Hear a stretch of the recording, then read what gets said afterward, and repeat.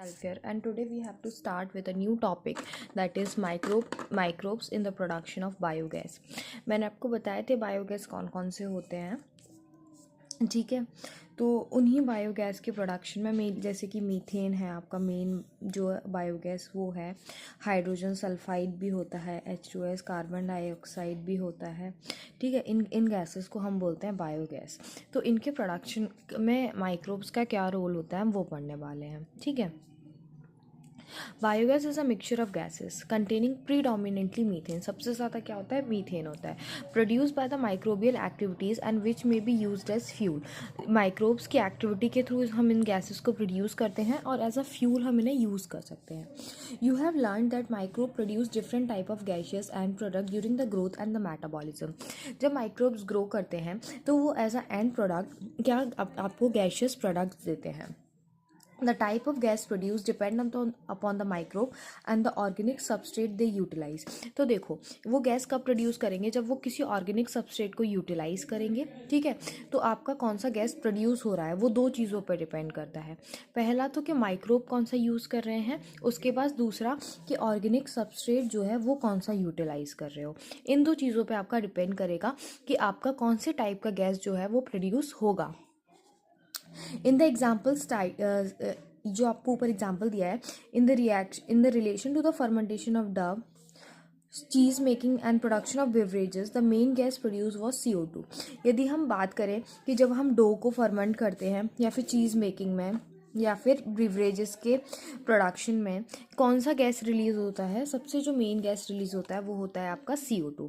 However certain bacteria जो anaerobically grow करते हैं, मतलब ऑक्सीजन के एब्सेंस में ग्रो करते हैं, वो क्या करते हैं, लार्ज अमाउंट में मीथेन को प्रोड्यूस करते हैं और उसके साथ प्रोड्यूस करते हैं CO2 और H2। इन बैक्टीरिया को हम बोलते हैं मिथेनोजन्स, ठीक है। जो मिथेनोजन्स क्या सिर्फ मीथेन प्रोड्यूस करते हैं, नहीं, methane along with CO2 and H2, ठीक है। तो उन बैक्टीरिया को हम कहते हैं मिथेनोजन्स। मिथेनोजन का एक कॉमन एग्जाम्पल आपको दिया गया है, Methanobacterium. These bacteria are commonly found in the anaerobic sludge during the sewage treatment। मैंने आपको बताया था सीवेज ट्रीटमेंट में एनारोबिक स्लज होता है जो सेकेंडरी ट्रीटमेंट के बाद बनता है, तो उसमें मेनली आपको क्या मिलते हैं, मिथेनोजन्स मिलते हैं।